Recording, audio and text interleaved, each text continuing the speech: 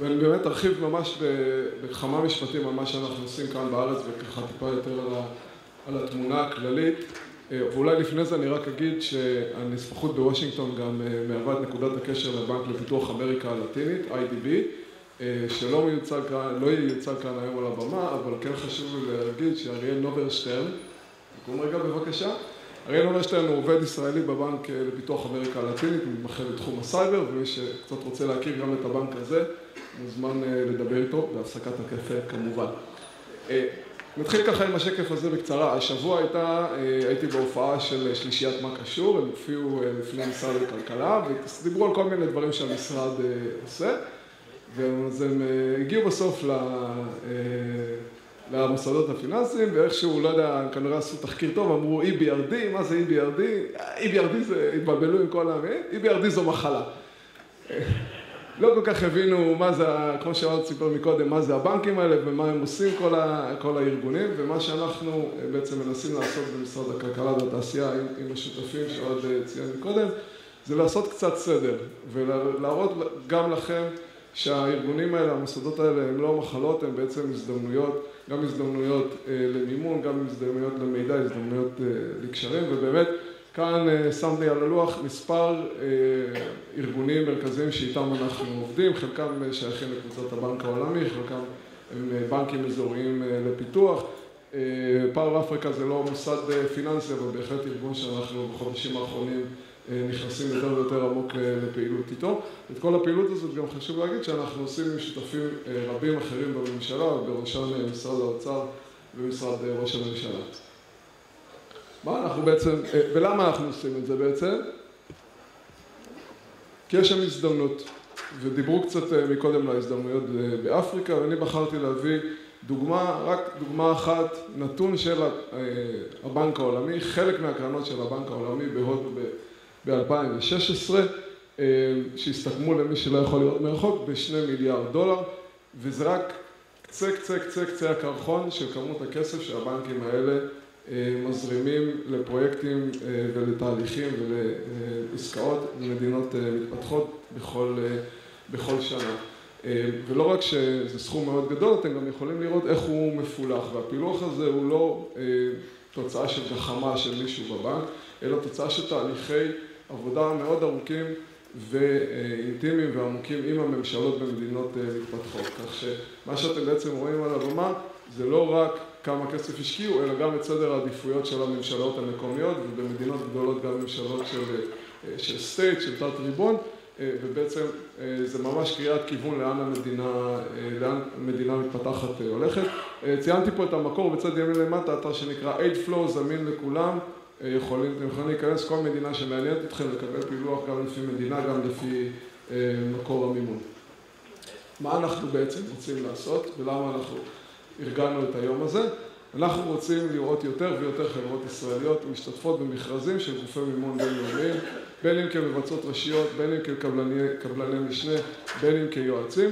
אני גם אוסיף על השקף הזה ואני אגיד שהאינטראקציה עם המוסדות הפיננסיים וגם קרנות גדולות בפיתוח לא נגמרת רק בביצוע של פרויקטים.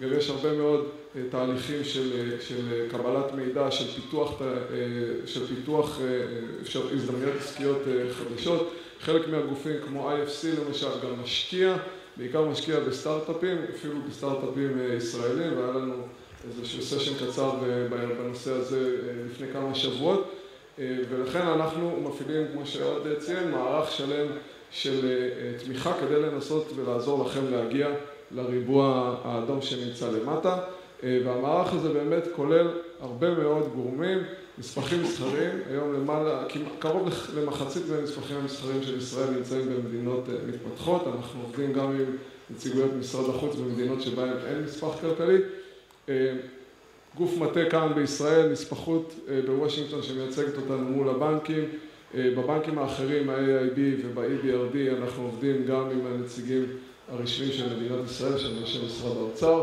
משרדי ממשלה שותפים ציינתי, אקדמיה וכמובן אתם.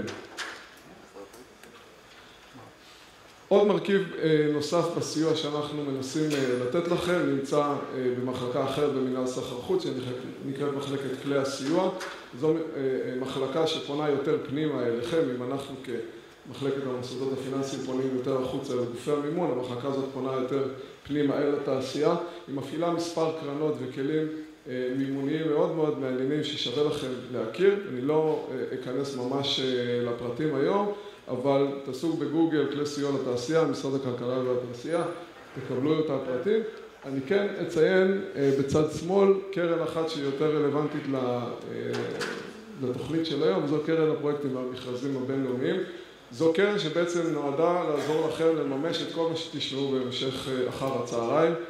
קרן שבעצם חברות אשר מתמודדות ממכרזים בינלאומיים, רוצות לבצע פיילוטים לקראת מכרז בינלאומי, יכולות לקבל סיוע של המדינה, וחשוב מאוד שתכירו את הכלים האלה, ואני מזמין אתכם לדבר איתנו גם על הנושאים האלה. זה רק התחלה של הדיאלוג בינינו, של השיח בינינו. אנחנו מזמינים אתכם באמת להיות בקשר איתי ועם הצוות שלי, נועה ושגיא. המיילים נמצאים פה בשקף, ואחת הדרכים הטובות ביותר לתקשר איתנו באופן שוטף זה בלינקדין. כל האירועים, כל הפעילות, כל המידע שאנחנו מקבלים עולה דבר ראשון בלינקדין, ואחר כך גם מופץ בניוזלטר של מינהל סחר חוץ וגם באמצעי המדיה של מכון הייצוא. אז אנא, תהיו איתנו בקשר, אנחנו נכנסים פה לתהליך ארוך ומעניין, ואנחנו מקווים שתהיו שותפים שלנו בתהליך הזה. Without further ado, I'd like to invite our next speaker, who flew all the way from Washington, D.C. And it spent also yesterday speaking to companies and other professionals about procurement and tender processes of the World Bank. Enzo, thank you very much for coming. I heard Enzo for the first time last year in Washington, D.C. in a session that we held together with the commercial attaches. And at the end of the session, I told him and I told our representative in D.C. that we must bring this person to Israel. So a year later, you are here.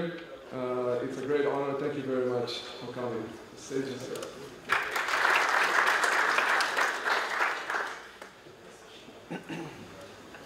Thank you very much. Shalom. Good afternoon, everybody. It's really a great pleasure to be here with you. And I really appreciate the special gift from God is knowing in Washington, so you can imagine how grateful I am to be here in your beautiful country and your beautiful farm. So I have the pleasure today to tell you a little bit about the World Bank, particularly procurement and the World Bank, and what it means for the private sector, but even more specifically what it means for the Israeli private sector.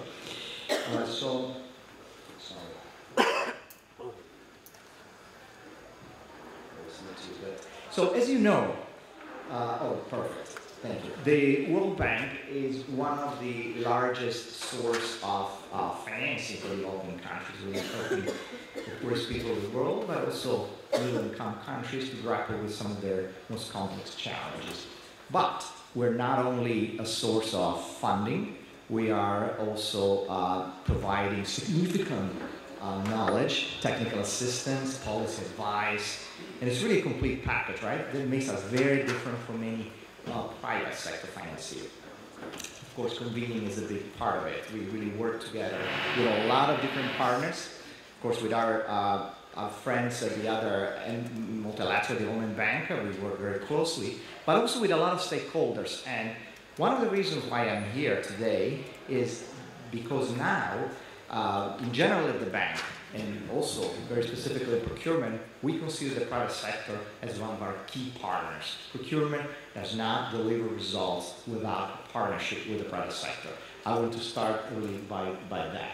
I will spend just a couple of minutes on the World Bank in general because the scope today, it's going straight to the bottom line of what procurement means for the private sector. But just for those who are not familiar, we are a group that includes 5 institutions. They have their own governance, but they work together for the common goals of the bank, which ultimately are reducing extreme poverty and increase shared prosperity for the bottom 40% of the population.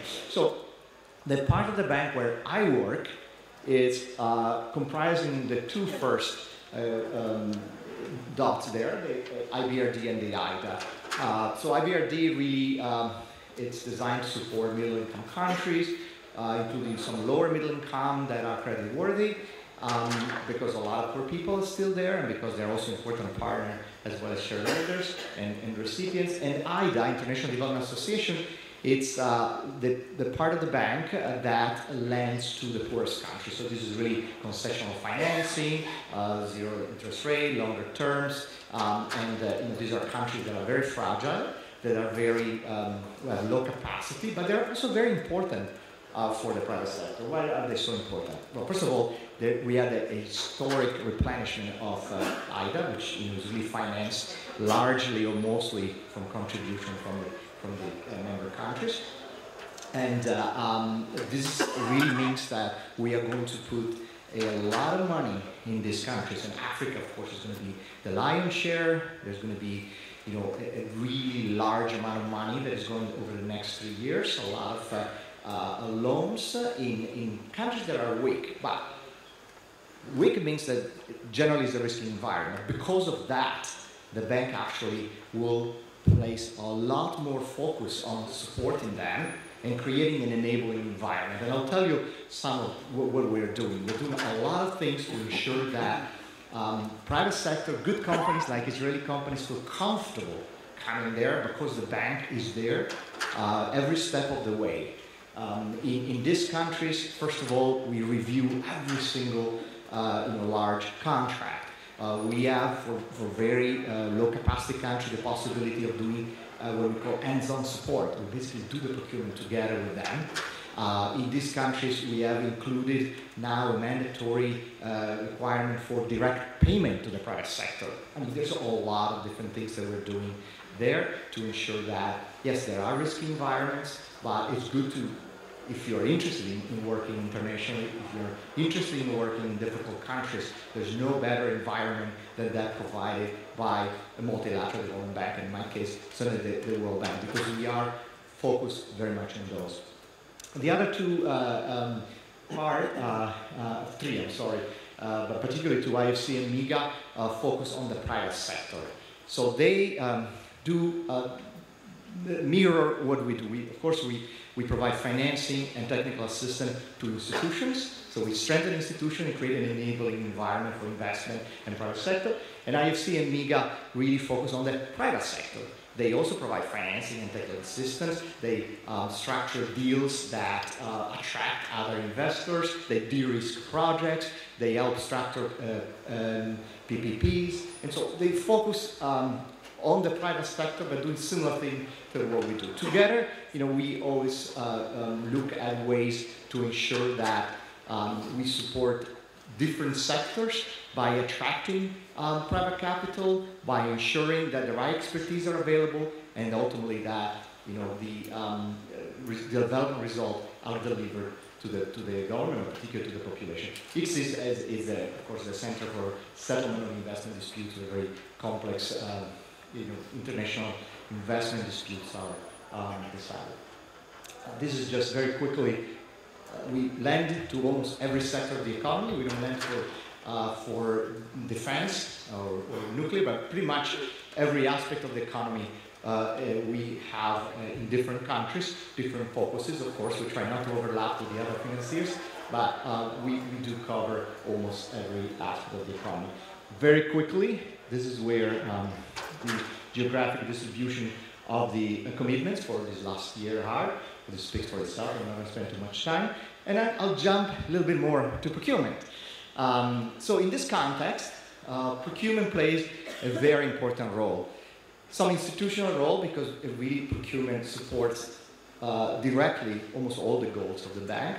But specifically, it's a tool to ensure that the money that we lend, which goes in the investment projects for the large majority to contracts, right? It's used in the most efficient and effective economic way and produces value for money. How do you produce value for money? By ensuring that the best, or at least the right suppliers, participates, right? By really driving innovation in the market, by ensuring that the market feels comfortable, that the project is de-risked, and they feel that it's a good business to come and bid in the countries. Okay, so just to say that we generate a very large portfolio, every year up to 24 billion. At any given time, we have about 80 billion, so that's quite significant. Now, we finance, just like the bank investment project, contracts in almost every sector. The lion's share you'll find in infrastructure, right? 70% is infrastructure. Transport, those big roads, also ports and airports, but mostly roads, lots of trains also. Very, very large portfolio there. Very important portfolio because you have a variety of important contracts there. Not only the big construction projects, where I know Israeli firms are strong, but also a lot of very complex consulting services, because every construction contract, large construction contract, requires an engineer. An engineer is an engineering firm, which under the FIDIC model of contract that we use, has a major role in ensuring enforcement of very critical contractual obligation. And these are becoming more and more complex, which means that strong firms, good firms, firms that are used to certain standards, have a comparative advantage. That's why I'm telling this confidently to you, because I know that the sector in Israel is strong.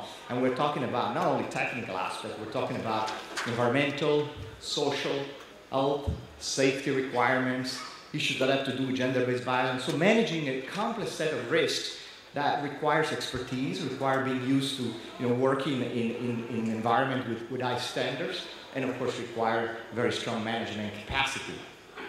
And that's why I'm saying both consulting firm and construction firm are strong here. Energy, of course, and water, they also have infrastructure. That doesn't mean that we don't finance other things. We finance a lot of contracts in health, education, agriculture. Agriculture is very strong, of course, in Israel. They are smaller contracts just because of the nature of the contract, but they're still very important. And there we have goods, works, and services as well. This I just wanted to say that we don't only provide financing, just like everything else in the bank. We also work on reforms, policy advice. We basically work with institutions in countries to create the enabling environment for business, right? That go beyond our projects. The projects have mandatory rules that they have to follow, but we also make sure that all the other aspects of the governance system around the contracts are also strengthened. So when you are in that country where the World Bank works, you also have, a country that is moving toward a better governance system. I think it's important to start by explaining this, because if you're not familiar with the bank, you may think that we do the procurement, the contracting. We don't. So it's very important to say that is the country that is the recipient of the loan, owns the loan, has to be repaid, and does all the procurement. But the bank, as I said, is with the country and with you every step of the way. That means that we, for large contract, the type of contract where you'll be interested, we review every step. The borrower has to follow our policies, use our standard documents, follow our regulations. There are mandatory regulations for the borrower, including the loan agreement. And we review every step and provide no objection, which means that if the rules are not followed, if the contractors are not treated fairly, if there are any issues that are distorting the process, we do not finance that contract, right? We stop and we ensure that. So that is really an environment that you only find in the multilateral financial banks. We also provide this extra assistance to the very low capacity country, as I mentioned. That's very important because it's something that we've never done before, and we just started doing under the new policy, which is approved in 2016, July 2016. It was approved before, but it was declared effective on 2016. So you will find now in these difficult countries the bank working side to side and ensuring that this is done correctly. So I think I already gave you a sense why it's important to be for bank. What is a good business? And by the way, we're coming out with a guide that actually explains how to sell in bank project. We'll go step by step on what you need to do. But first of all, large market, you will find now in the new procurement environment that we're creating with our new policy, processes that really drive innovation in the market, which means that it's no longer the old paradigm. You may be used to the old story about the bank just financing contracts that go to the lowest bidder, right? So contractors don't have capacity, they come and lowball everybody.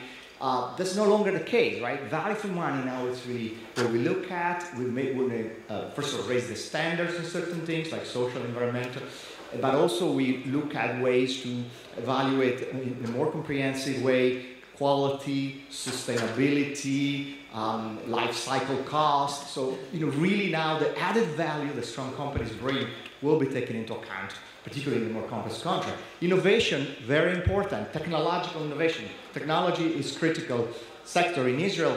So really processes that ensure that the most innovative practices are compared and potentially selected. You really allow companies that maybe didn't participate before, maybe even smaller companies, but with very innovative solutions, are stimulated to participate and even win. We have very high standards. In some countries you have a lot of concerns about integrity and potentially corruption, but we have a very sophisticated system to investigate, identify, follow up.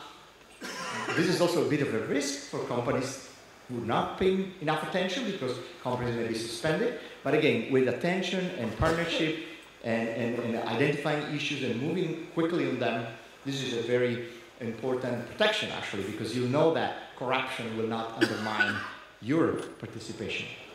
And of course the payment, as I said, direct payment in high-risk countries, but in general, there's a process that ensures the pay and a follow-up by the bank. Just to give you a sense where the money goes, some of middle-income countries like China still gets a lot of money, but there's also a lot of poor people there. But they're also, sorry, this is not, I eliminated that. This is the supplier countries. I also had a slide on where the lending goes. But these are the top supplier countries, meaning the countries that win the contracts.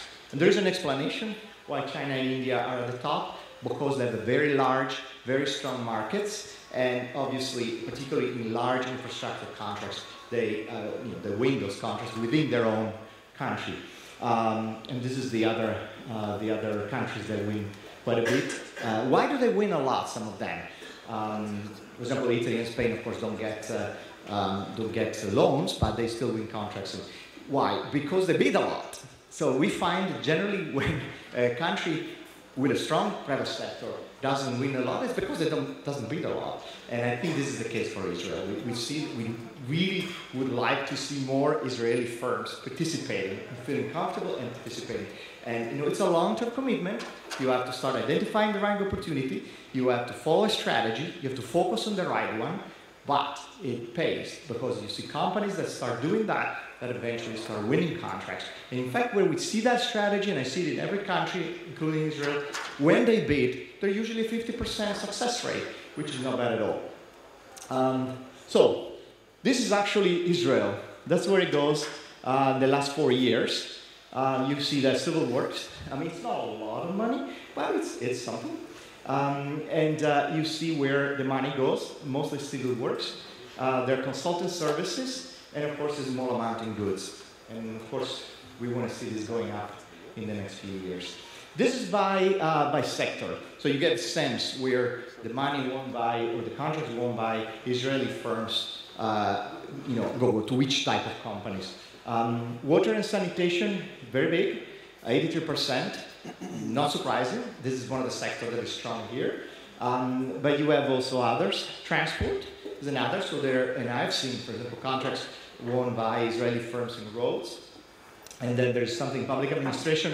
I don't get the granularity, but I'm convinced that is mostly ICT, public administration project that large back office systems, ICT system, and technology is the other strong sector here, one of the various. So these are the top 10 countries where the Israeli firms are winning So these are the loan given to countries that award contracts to Israeli firms. And you can see the lion's share is Russian Federation, 74% is there, and then you have about 14% in Africa and about 6% in South Asia. So these are some explanation probably here. There's a lot of ties, maybe from people who immigrated from Russian Federation. You hear a lot of Russian spoken around here. But that's also a good indication that, although not required, having some good knowledge, in connection with the countries, obviously is important for any commercial strategy, including this. I want to make sure to explain that it's not like you have to have that experience. Sometimes I hear, well, if you don't have experience in developing countries, we're not going to win. That's not true. What you have to have is experience in the particular, sector, in the particular, results that are required under the contract, but not necessarily. Although, the more experience you have, that's why it's a bit of a long-term commitment, the more contact, the more local partners, that's particularly true for consultants, the more, obviously, you become familiar, you understand the environment, you understand, the local laws that also play a role, and then you become more successful. But this is where they go. These are the firms that get next contracts. You get a sense, and some of them very well known. I'm sure you'll recognize most of them. But these are just the top one. It doesn't mean there are all of them, but they're the top 10. Okay, so... Sorry? Yes. You go.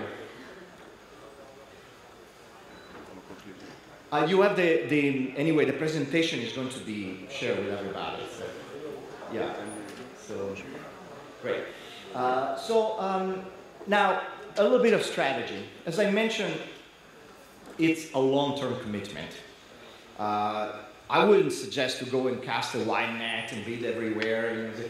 You really need to, like any other commercial strategy, to start by understanding where the opportunities are. And if you really want to do it from the beginning, you start understanding what the bank strategy in a country is. We have, each borrower country, we have a country partnership framework, which basically says within the next political cycle, 4 to 5 years, that's where we're going to land. Why? Because that's the priority for the country. We agree with that, and we're not going to overlap with other lenders. We're going to be complementary.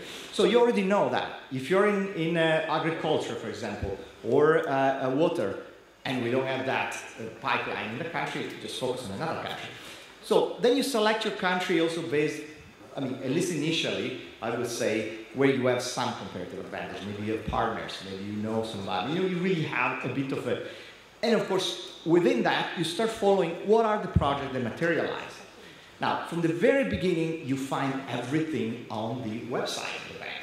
You find the project identification document, which is the very beginning of identification. It tells you what it's going to be about. You find monthly operational summaries that tells you how the progress in developing the project, is moving. They tell you who to contact in the country, who to contact in the bank for information. It's very good to ask for information. It's a big change management, so maybe people are still a little bit slow to respond, but let me be very clear. We believe that talking to the private sector, certainly in this phase, not widely offered are being evaluated, in this early stage is very important. So come to us. That's how we learn that there are new technologies, there are new players in the market. Market engagement is key. So start early, right? And you start zeroing in. Then, of course, when the project is approved, you have all document, all public information. You find everything on the website. Project document tells you everything about the project. And then you have, of course, a procurement plan. Procurement plan is the list of the contracts, so you know what's going to be bid under that project. And for each contract, there is a procurement notice that comes out and tells you exactly, how to get the bidding documents, when to bid, and what's required. For consultants, we have an invitation to express interest, but includes full terms of reference, so you really have a good idea, and then a request for proposal if you're included in a short list. We have also lots of different tools.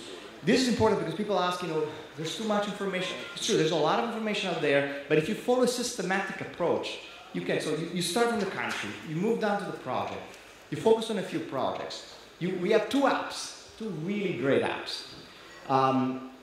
One is called Finances app. You go to the App Store, if you're iPhone or iPad, download for free, and it gives you all the pipeline, it gives you the procurement notices, all the opportunities. And then we have another one called Procurement app, where you get all the procurement data. You can organize them very easily, and by the way, we have also guides on how to use them on our website. You can organize it by country, by supplier country, by sector, by year, and you start understanding who's winning the contracts, who are the competitors, who are the potential partners, and then you drill down, you even have the detail of the contract, the amount. So it's really quite comprehensive. This is what it looks like. Let's see if I can even...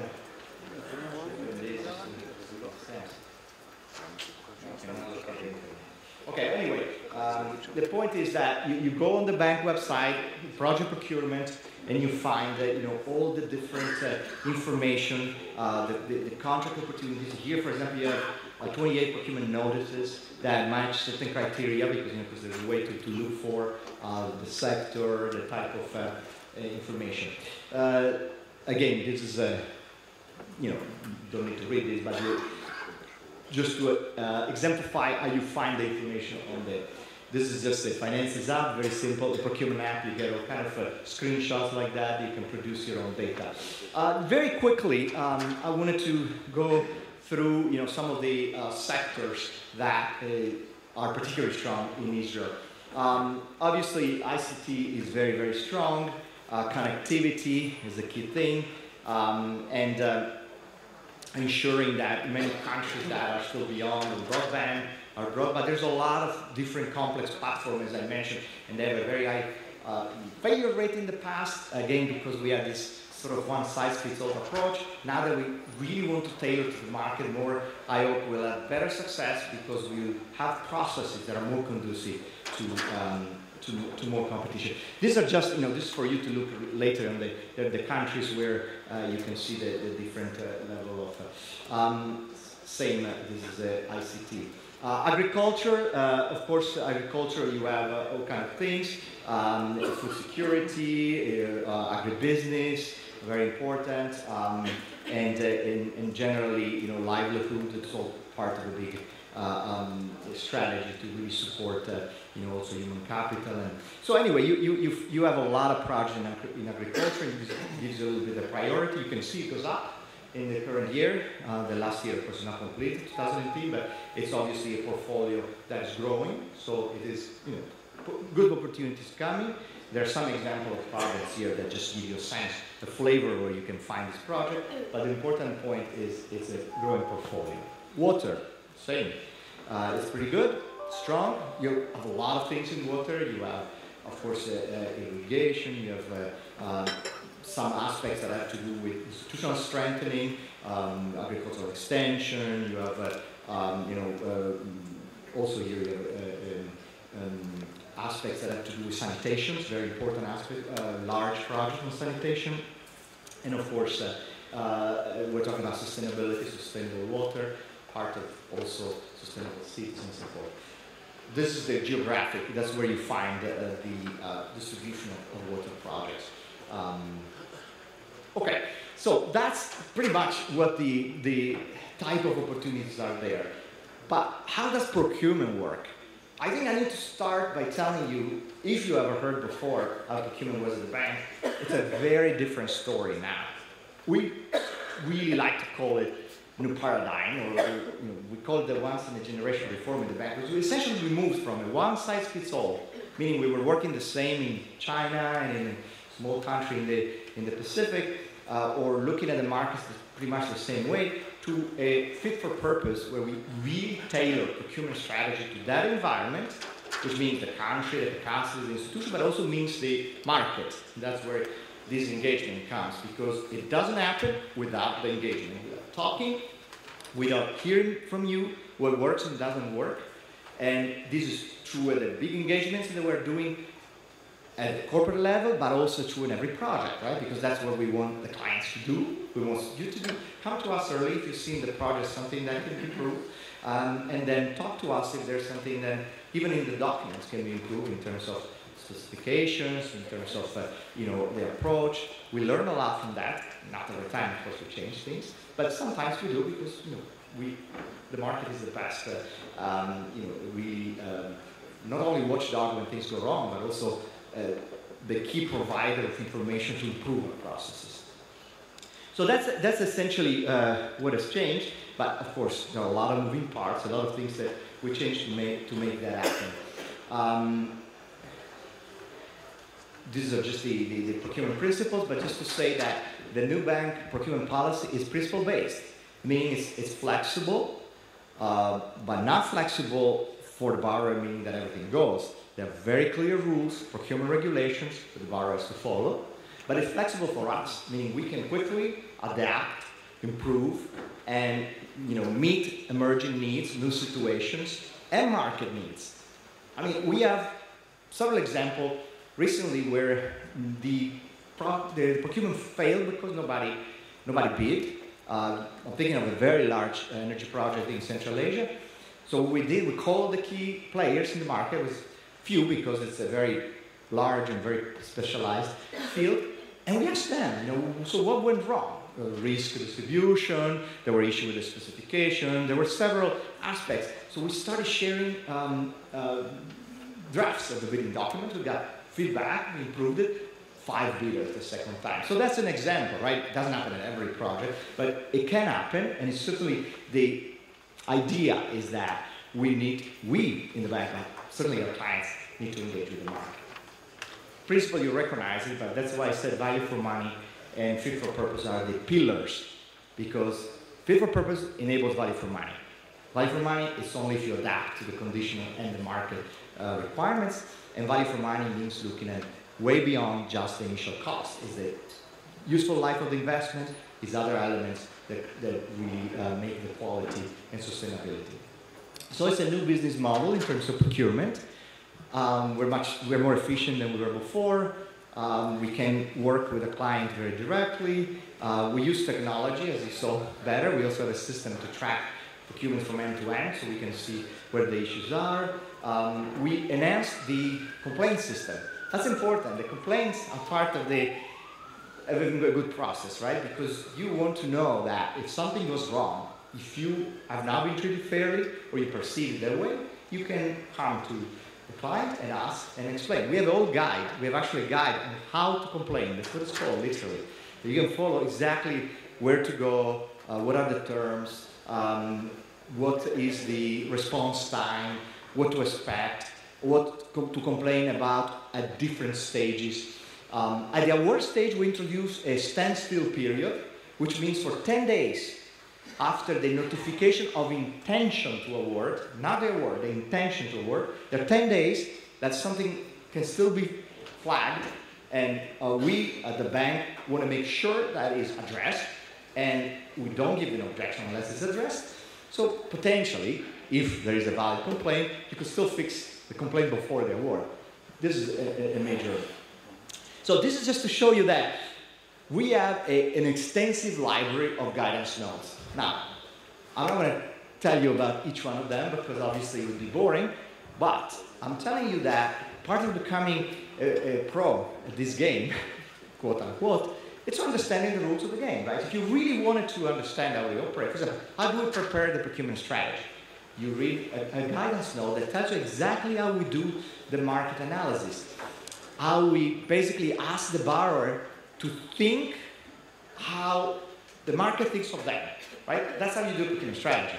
So if I'm buying something, first thing I want to know, how is the market thinking of me in terms of risk, in terms of opportunity, so how can I make sure that I structure a process that gets the most interesting, the most innovative, the best in the market, and ensure that nobody feels that this is not worth it, right? Everybody should feel worth it. Obviously, for you it's interesting because you know it's a good process. For us, it's because we can deliver better results to our clients.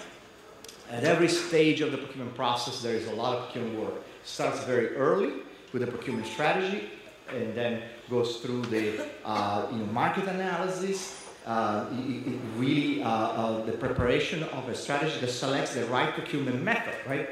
The right procurement method has to match, first of all, the way the market would operate, how much innovation you want to get, what other aspects you want to include.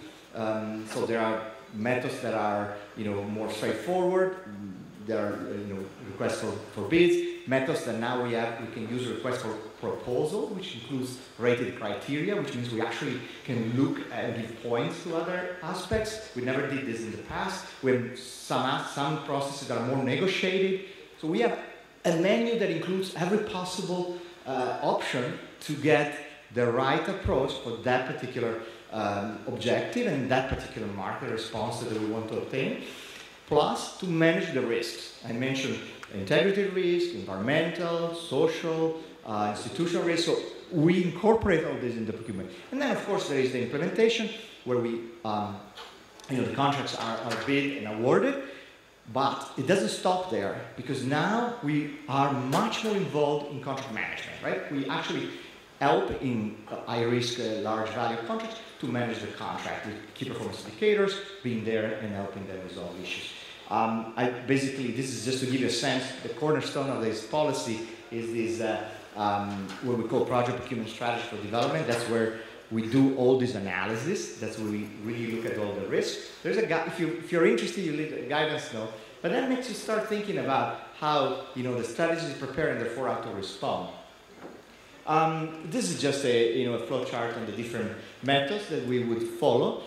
Very, very rare cases we do direct procurement. Mostly it's competitive. Sometimes direct when there's a uniqueness of the source, there's a logical continuation, there's something or some emergency. But generally, we go either national competition or international competition. Depends on the amounts. Depends on the capacity of the local market. In low capacity, of course, they're very low. So most of the countries you'd be interested are, they're not that large. So they're all internationally competing. Of course, you have countries like China, in Brazil, we have huge markets, and you have others. But generally, it's open. So very few cases limited. And then the big change is whether you have request for proposal or request for bid, which I just described. And that depends on how complex and innovative is the response that you want to obtain from the market.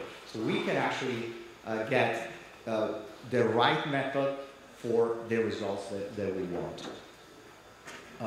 Again, I already mentioned this, so I don't want to go over again. So I mentioned sustainability. This is new. We've never done it before. We have included a number of aspects that look at environmental and social, particularly from the risk management, but some also ensuring as part of the, of the value for money part, anything from eco-labeling, which is now pretty common, to something that's more complex when the country wants, where it really consults with some of their policy objectives, where we can include a lot of different considerations in the process that focus on environmental quality.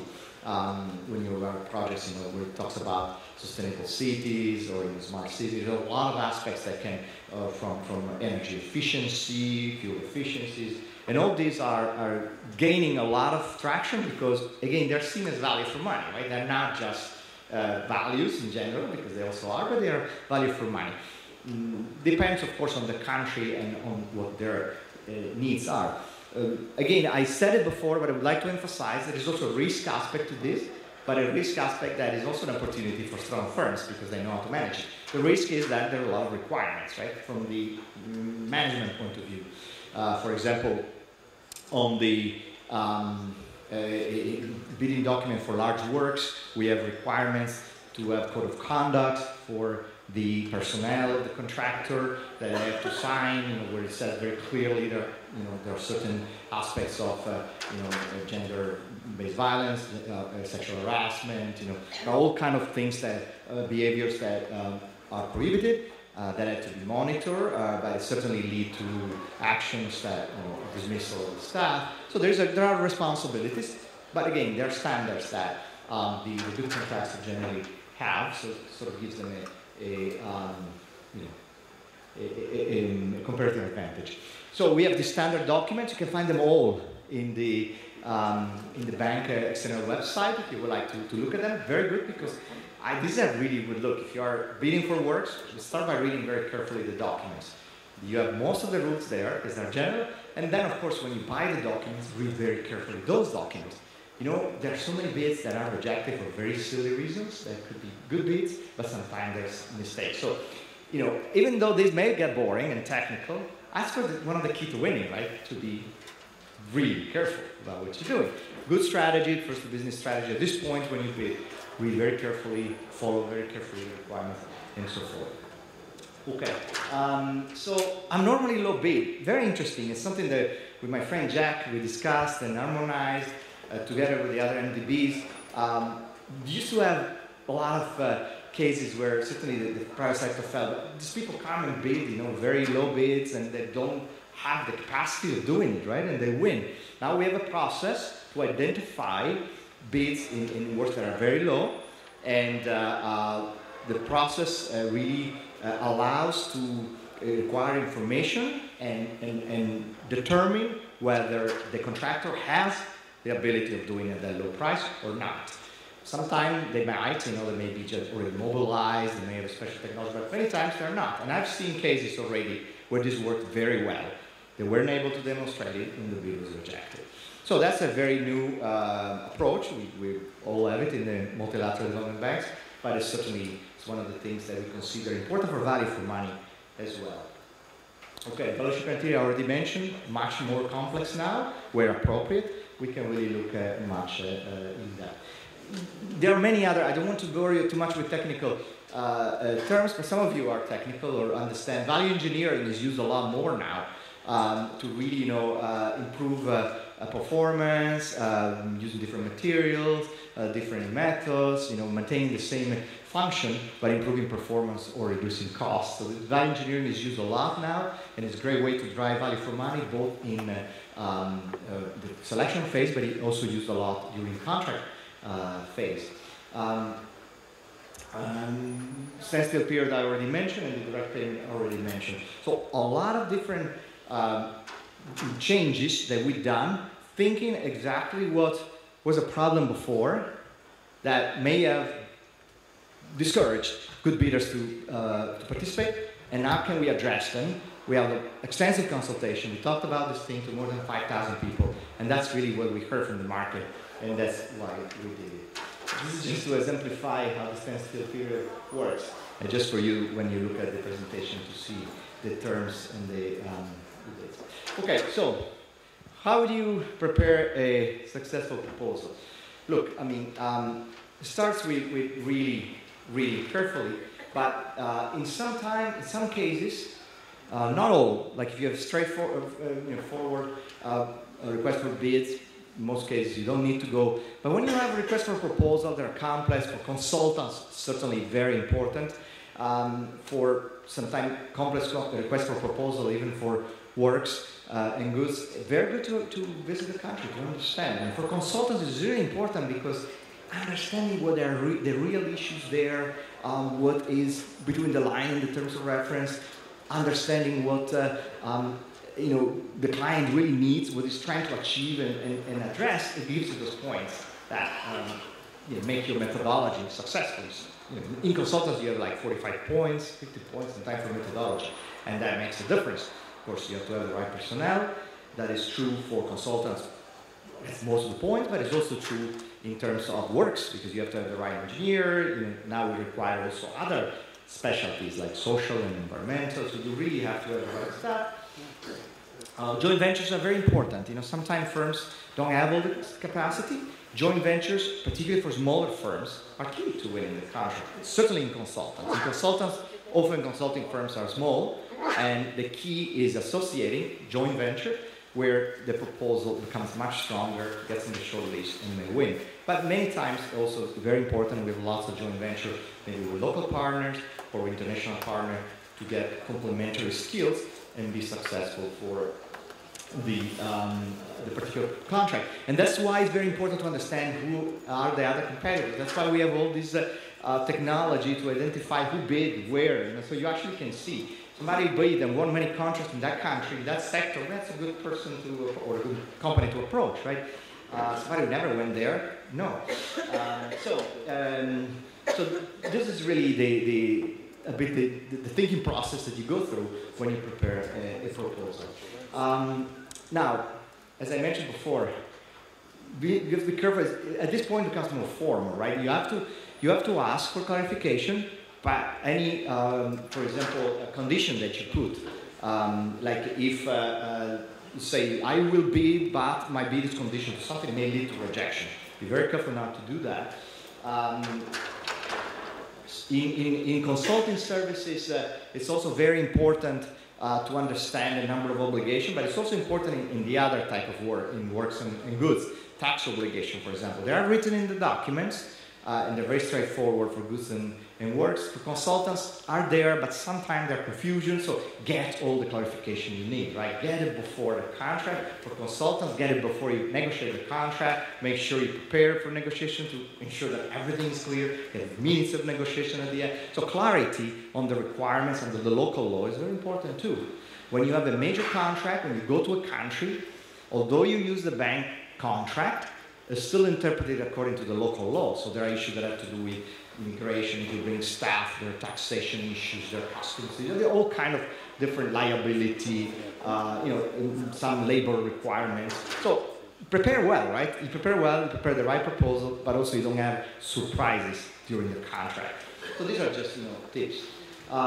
Just to close, we also have corporate procurement. So to give you a sense of dimensions, corporate procurement is what we buy for the bank. I mean, when we procure goods like equipment, IT certainly, or build a country office or get consultants, it's about $1.7 billion a year versus 24 billion for operational procurement. Operational is what the borrower does under the loans. Corporate is what we buy for us, just us. Still worth it because you can get sort of your foot in the door in the sense of understanding how the bank works, maybe get some knowledge of really the inner working of the bank by being a consultant. Keep it in mind that you have a conflict of interest in the same project, but you may be for other projects for the under the operations. These are both individual consultants. Lots of opportunities in preparation, for example, studies that we do, feasibility studies, impact assessment and so forth, but also sometimes in other cases we have bank executed trust funds where the bank actually does all the procurement, so we have larger opportunities. So this is just to give you a sense what we procured. These are, of course, less of a range than what we do under operations, because these things that we need for our own functioning. Consulting services is kind of interesting because you have to have, you have to register. Well, as a vendor, you always have to register, but in consulting services, firms have to register in a system called eConsult 2, where you create a profile. So I would encourage you to do that. You create a profile early. Then you are there. There are a number of things that you need to do to register as a vendor. There's some financial information, stuff, but you're ready. So you see the opportunity, you bid, and then you are ready to at least really understand how the bank works, because you sort of become part of the team, and that kind of gives you a window on the larger operation of the bank. So I think that's pretty much all I wanted to say. I hope I stay within time.